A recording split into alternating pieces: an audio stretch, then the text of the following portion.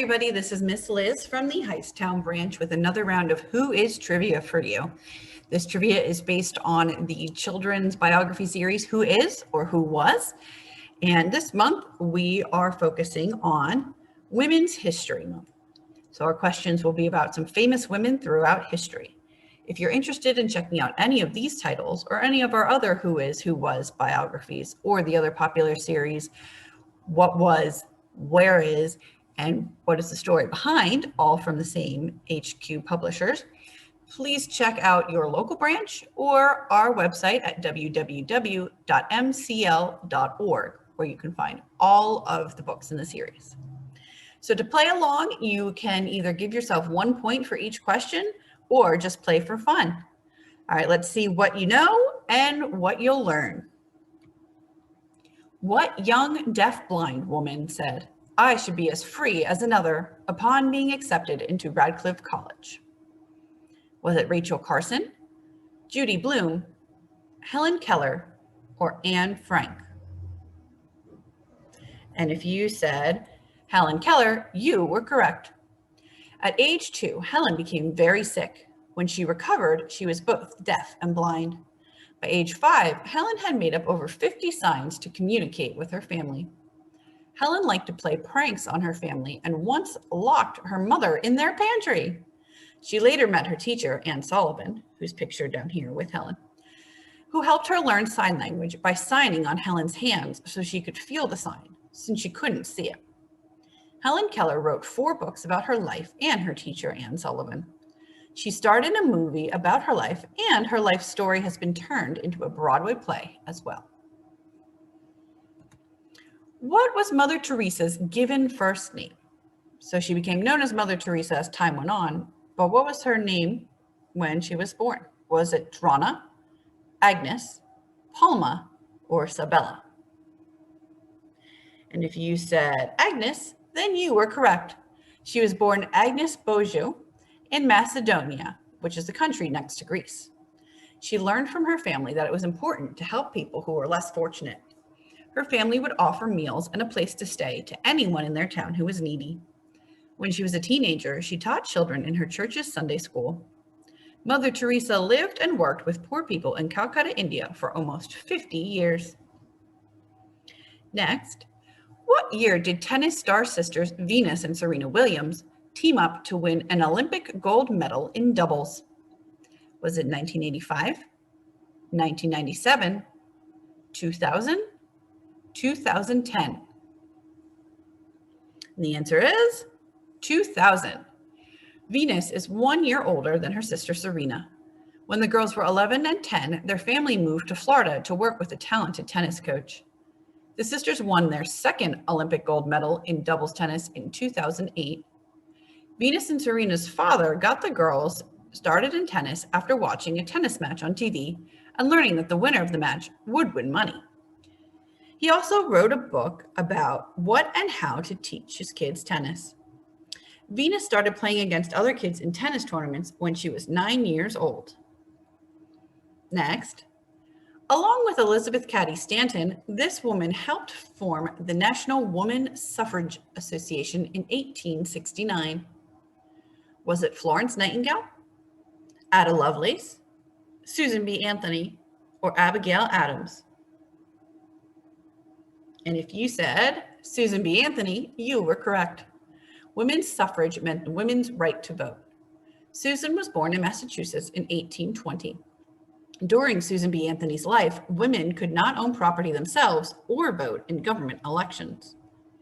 Susan was a teacher for a while, as that was one of the only jobs open to women at the time. She later began to speak out for women's right to vote and was once arrested for voting. Susan also helped with the Underground Railroad that helped bring slaves from the South to freedom in the North. Next, this scientist's observations helped prove that, like humans, chimpanzees could use tools. Was the scientist Jane Goodall, Ada Lovelace, Marie Curie, or Rachel Carson? And the answer is Jane Goodall. Jane's father gave her a stuffed animal chimpanzee when she was 1 year old. She has loved chimps ever since and still has a stuffed animal. Jane's mother was an author and her father was an engineer who later became a race car driver. One of Jane's favorite books was The Story of Dr. Dolittle, about a man who went to Africa and could talk to wild animals. At age 23, Jane went to Africa for the first time. She lived in a tent and spent hours each day watching chimpanzees in the forest. Next we have, which First Lady of the United States attended 2 Ivy League schools, Princeton and Harvard Law?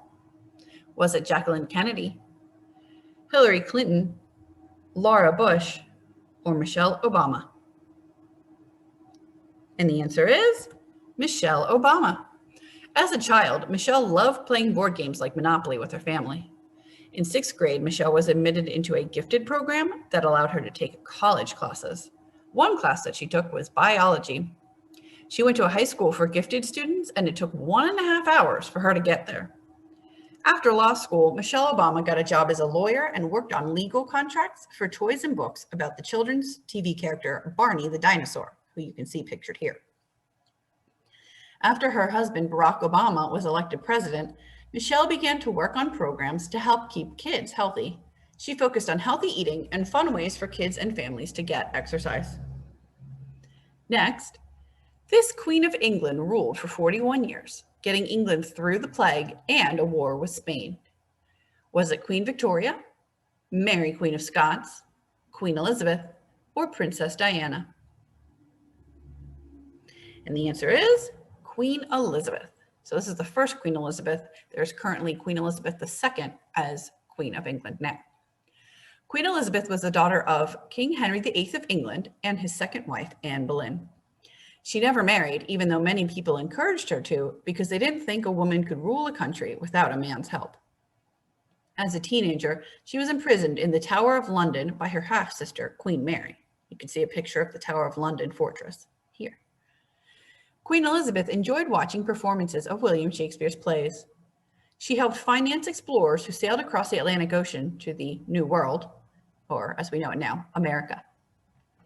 Next, which famous touring show did Annie Oakley perform with Sitting Bull? Was it the Sellers Brothers Circus, Buffalo Bill's Wild West Show, Barnum and Bailey, or Cirque du Soleil? And if you said Buffalo Bill's Wild West Show, you are correct. Annie was 25 years old when she joined Buffalo Bill's Wild West Show with her husband, Frank. Annie and Frank performed with the Wild West Show in New York City, London, and Paris. The Wild West Show was a combination of rodeo, theater, and circus, and it showed other Americans what the Wild West of the country was like. The Native American chief Sitting Bull got along well with Annie Oakley and joined the cast of the Wild West Show because of her. In Amelia Earhart's time, what was the special name for the pilots who did tricks in air shows? Were they called tricksters, barnstormers, flying monkeys, or sky clowns? And the answer is barnstormers. After watching an air show on Christmas Day in 1920, Amelia decided she wanted to become a pilot. Amelia's flying lessons cost $1 per minute, which would be the same as $14.61 per minute today. So a 30-minute flying lesson would cost $438 today. Amelia and other women pilots started an airline on the East Coast called the New York, Philadelphia, and Washington Airway that flew between those cities. At least 1,500 people flew on the airline in the first 10 days it was in operation. Amelia Earhart was the first woman to fly alone across the Atlantic Ocean. After completing that record, she was asked to design clothes for Macy's department stores. Next, in 1843, Belle, who never had a last name, changed her name to Sojourner Truth. What does sojourner mean?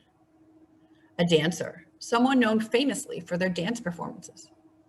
A traveler, someone who never stays in the same place for very long. A teacher, someone who loves to teach children new things. A scientist, someone who loves to create experiments and inventions. And if you said sojourner means traveler, you are right. Sojourner Truth was born in 1797 in New York to James and Betsy, who were slaves. She was called Isabella, and given the nickname Belle. Sojourner Truth grew up speaking Dutch, since that was what her master, Johann Hardenberg, spoke. After being freed as an adult, Sojourner Truth started a shelter for homeless women in New York City. At age 43, Sojourner Truth left New York City and became a traveling preacher. She changed her name from Isabella, or Belle, the name given to her when she was a slave, to Sojourner Truth, a name that she picked completely for herself. All right, thank you so much for watching. I hope you learned something new, and feel free to check out any of the Who Is, Who Was books at your local branch.